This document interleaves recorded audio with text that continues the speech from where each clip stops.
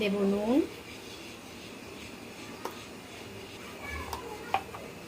দেব হলুদ, ভালোভাবে মাখিয়ে নেব।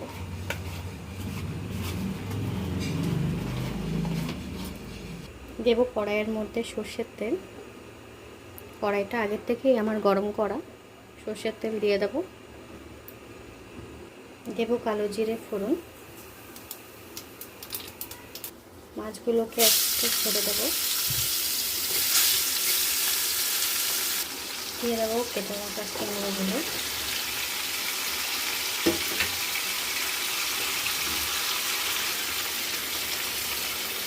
দেব কাঁচা লঙ্কা, টমেটো পেস্ট করা।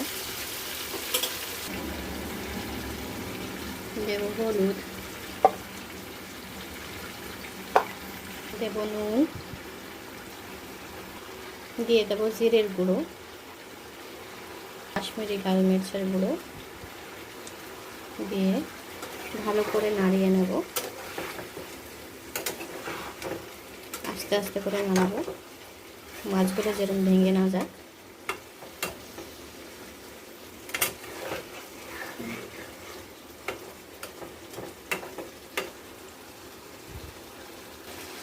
দিয়ে দেবো ঢাকা কিছুক্ষণের জন্য।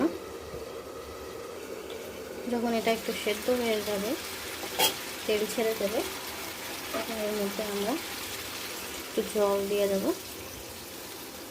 জল দিয়ে ভালোভাবে একটু নাড়িয়ে চাড়িয়ে নেব।